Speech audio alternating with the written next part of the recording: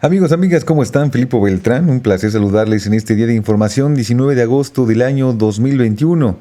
El presidente de la República llama a Delfina Gómez, también al subsecretario de la Secretaría de Gobernación, Alejandro Encinas, e incluso también al representante de la UNICEF en México para dar algunos datos importantes de este regreso a clases. ¿Quieres saber lo que se dijo y también lo que arrojan las encuestas? Quédate aquí porque esto es México Informa. Ya comenzamos, sean bienvenidos. Esto es México Informa. Regresar a las escuelas es necesario para niñas y niños, menciona el presidente de la República en esta conferencia matutina, y este es el informe detallado de lo que ocurrió en la misma.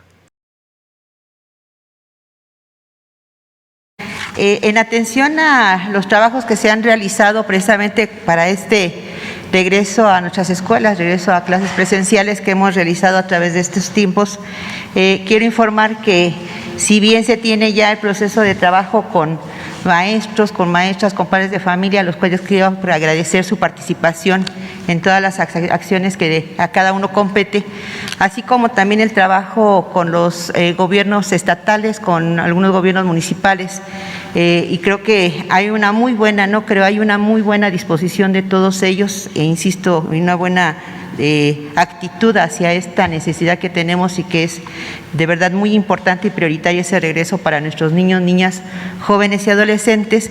En atención a ello también tenemos otro aspecto que es precisamente el que se reflexione y se reconozca el por qué es importante que nuestros pequeños, nuestras pequeñas, nuestros jóvenes y adolescentes regresen precisamente a lo que es la institución, lo que es la escuela. Si bien lo hemos comentado en varias ocasiones aquí en este espacio, que no solamente es una situación de aprendizaje, que es lo que por cuestión de sistema educativo nos interesa, pues junto con ello lleva también la situación de afectación de salud, la afectación de problemas de sociabilización y de cuestión psicológica, de la misma cuestión física. ¿Y quién más que precisamente compañeros que han hecho estudios pues muy profesionales, con una visión quizás más amplia en lo que se refiere a lo que es el pequeño o el adolescente como ser humano, que son precisamente las instituciones que ahorita nos acompañan? Yo quiero agradecer porque ellos precisamente permitirán el emitir algunas opiniones que no solamente a la SEP, sino también a los padres de familia, a la sociedad en general, nos van a dar oportunidad de precisamente reflexionar acerca de esta situación que tenemos que tener como prioridad, que es el atender precisamente a nuestra comunidad educativa. Por ello agradezco al compañero Luis Fernando Carrera Castro, representante de la UNICEF en México. De verdad, muchas gracias. Ya tuvimos unas reuniones con él.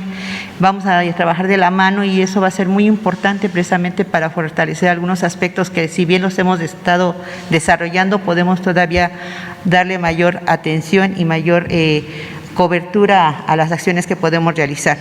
Así también agradezco mucho a nuestro compañero Alejandro Encinas, subsecretario de Gobernación. Muchas gracias. Él también ahorita nos va a compartir la información que creo es muy relevante e importante en lo que se refiere a la importancia de nuestros pequeños.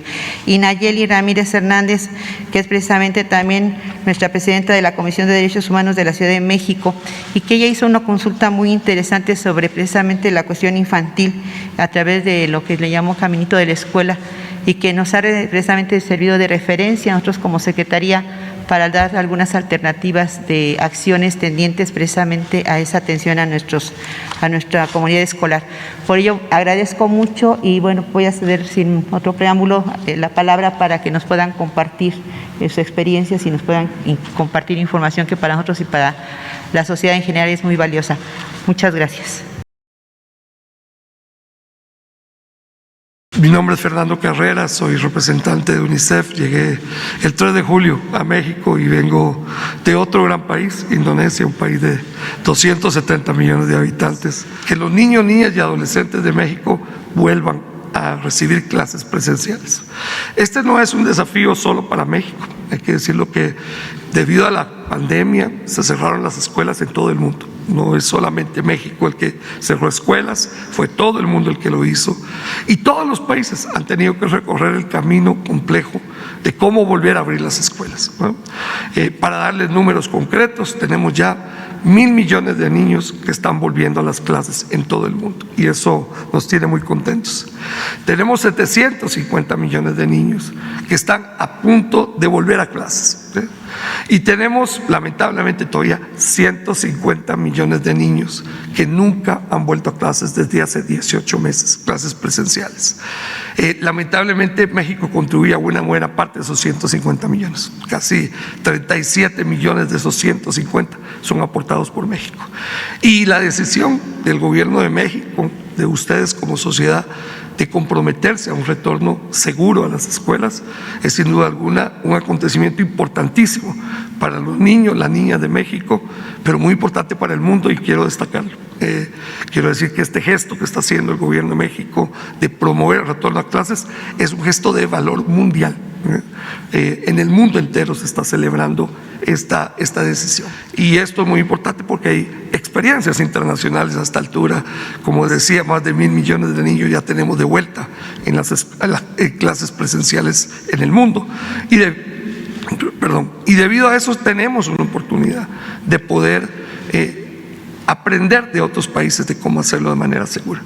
Yo le comentaba ayer a la señora secretaria que de lo que se trata no es de que tengamos, como anteriormente, un día de regreso a clases. Ni siquiera se trata de una semana de regreso a clases, sino prácticamente de un mes de retorno a clases. ¿Y eso qué quiere decir? Que durante un mes vamos a ir aprendiendo cómo hacer ese retorno seguro de los niños, las niñas y adolescentes a los centros educativos. Y ese mes de aprendizaje va a ser un mes de aprendizaje para los niños, va a ser un mes de aprendizaje para los padres de familia, va a ser un mes de aprendizaje para los maestros y profesores y va a ser un mes de aprendizaje para toda la sociedad, para las comunidades donde están los centros educativos, para saber qué se puede hacer y qué no se puede hacer y cómo hacerlo mejor. Hay cosas básicas que ya todos sabemos. Es bueno que existan cubrebocas, es bueno que se guarde sana distancia y es bueno que se haga una higiene de manos constante, ya sea con agua y jabón y donde no hay agua y jabón, con algún tipo de gel antibacteriano. Esos son protocolos mínimos que deben de cumplirse y que está trabajando la Secretaría de manera muy efectiva. Segunda área donde vamos a tratar de cooperar con la Secretaría y tratar de sacar adelante es en el monitoreo de la situación de los centros educativos. Y ayer le ofrecimos a la señora secretaria la oportunidad de trabajar conjuntamente un sistema de información y de monitoreo de todas las escuelas, todos los centros educativos, para que podamos ver dónde hay problemas y dónde hay que atender problemas. Por supuesto que pueden haber focos infecciosos, eso demos por descontado que es una posibilidad. La pregunta no es si van a haber, porque han habido focos infecciosos por todo el territorio nacional. ¿Por qué no habría de haberlos en las escuelas y colegios? Es algo normal que suceda. La pregunta es cómo los manejamos. Y la pregunta es cómo hacer un manejo efectivo de los focos infecciosos. Y en eso queremos cooperar para que el sistema de información nos detecte rápidamente esto y en cooperación con la Secretaría de Salud hagamos un manejo efectivo y eficiente de esos focos infecciosos. En tercer lugar, queremos cooperar también con la Secretaría en la comunicación. Muy importante que todos tengamos la información correcta, la información más creíble, la información más confiable de qué hacer y qué no hacer frente a la pandemia y la apertura de las escuelas. Y todos los niños del mundo han sufrido pérdidas de aprendizaje y tenemos que recuperar aprendizajes. Y lo segundo, que es muy importante, la señora secretaria lo tiene muy claro, por cierto, es que necesitamos recuperar la normalidad de salud mental para los niños y niñas. Han sufrido muchísimo en este periodo y eso es algo que no se habla, de lo cual no se dice mucho, pero ahora la presidenta de la Comisión de Derechos Humanos de la ciudad lo podrá explicar. Ese es el trabajo de UNICEF en México y en el mundo, acompañar a los gobiernos y a las sociedades a que podamos hacer lo mejor por los niños. Y quiero cerrar solamente felicitándolo, señor presidente, nuevamente por esta excelente oportunidad que le dan a los niños y niñas de México de retornar a las escuelas y retomar su vida normal. Vamos a presentar los resultados de un estudio que se hizo en coordinación con distintas dependencias e instituciones del gobierno federal para evaluar el impacto de la pandemia en niñas y niños. Lamentablemente, las condiciones de confinamiento, las restricciones a la movilidad, la suspensión de clases y otros factores ha generado graves afectaciones en las niñas y niños de nuestro país. Afectaciones en las etapas de desarrollo y salud mental por falta de convivencia comunitaria y por segregación social, afectación en su proyecto de vida por la deserción escolar y por el incremento en la desigualdad, y un asunto muy delicado, que es el incremento en la vulnerabilidad ante la violencia familiar, el incremento en los homicidios infantiles y los embarazos en menores de edad. Un primer dato lo tenemos vinculado con deserción escolar, con dos indicadores. Uno que deriva de la encuesta COVID que realizó el Instituto Nacional de Estadística e Informática, en donde señala que 5.2 millones de estudiantes no se inscribieron en el ciclo escolar 2020-2021 por causas relacionadas por COVID o por falta de recursos. De estos, de acuerdo al INEGI, 3 millones son niñas y niños. El segundo indicador que es consistente en este incremento en la deserción escolar son los datos del Sistema de Estadísticas Continuas de la Secretaría de Educación Pública, que se refiere estrictamente a la población estudiantil matriculada. La encuesta abarca a los niños y niñas que están matriculados y a quienes no lo hicieron, por eso la diferencia en los datos. Y de acuerdo a la información que nos ha proporcionado la Secretaría de Educación Pública, el ciclo escolar 2021 están matriculados, como lo señaló el representante de UNICEF, 35.6 millones de niñas y de niños, pero se registró una disminución significativa de 2.6% en educación básica, de 3.1% en educación media superior y de 0.8% en educación superior. Si bien el porcentaje más alto se da en educación media superior, lo delicado es que el mayor número de niños y niñas matriculados están en educación básica, tanto en primaria como en secundaria. Uno de los elementos más delicados tiene que ver, el siguiente por favor, con el incremento significativo de la violencia familiar durante la pandemia, donde solamente entre los meses de marzo a junio del presente año se registraron los niveles máximos históricos de violencia familiar contra niñas y niños. Y para dar un dato que es realmente preocupante, es como durante el primer semestre de 2021 se registraron 129.020 carpetas de investigación por violencia familiar, que representa un aumento del 24% respecto al mismo periodo del año anterior. Un asunto delicado, porque también hay que señalar que un gran número, si no es que la mayoría, de las agresiones y violencias que se sufren en el hogar no son denunciadas.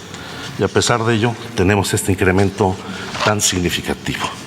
Estas lesiones por violencia, y hay que subrayarlo, casi el 76% de estas lesiones ocurrieron dentro del hogar.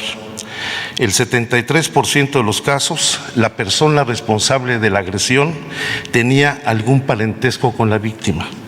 El 81.6% de las víctimas fueron niñas y jóvenes mujeres adolescentes.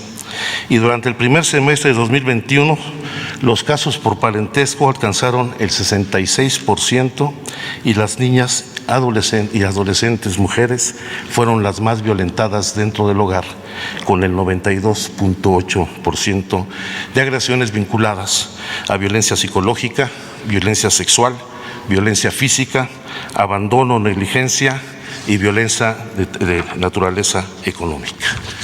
Este es un hecho que va vinculado también al problema de embarazo de niñas y adolescentes. De acuerdo con las estimaciones del Consejo Nacional de Población, actualmente nacen cada día más de 1,000 bebés, hijos de madres, niñas y jóvenes. En 2020 se registraron 373.661 nacimientos de madres adolescentes, de las cuales 8.876 son hijas e hijos de niñas menores de 14 años. Niñas entre 10 y 14 años fueron embarazadas por un amigo, un familiar, un desconocido o el exnovio.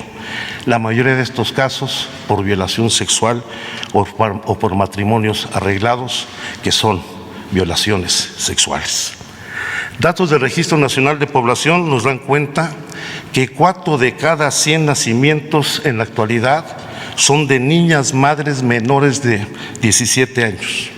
Y lamentablemente las defunciones por embarazo, parto o puerperio en adolescentes mujeres de 15 a 17 años ocupa el 6º lugar en sus causas de muerte. Estos niveles de violencia alcanzan su expresión más delicada en los homicidios de niñas y niños. Solamente entre el 2018 y el 2021 se han registrado 4.400 homicidios de niñas y de niños. En 2020, la tercera causa de defunción de niños en el país es el homicidio de los niños y es la sexta entre las niñas entre los 1 y los 14 años. En el caso de los adolescentes, la primera causa de defunción es el homicidio. Desde 2017 se registran alrededor de 1.500 homicidios anuales y la tendencia, como lo pueden apreciar en la gráfica, se ha ido incrementando a partir de la pandemia en el año 2020. Junto a ello, en 2020 hubo 1.100 suicidios de niñas y de niños, una cifra que no habíamos registrado anteriormente. La tasa de suicidios en niñas, niños y adolescentes aumentó en 12% entre 2019 y 2020, llegando también a su máximo histórico. Los suicidios de niñas y niños entre 10 y 14 años aumentaron en 37% para el caso de niñas y 12% en el caso de niñas y mujeres adolescentes.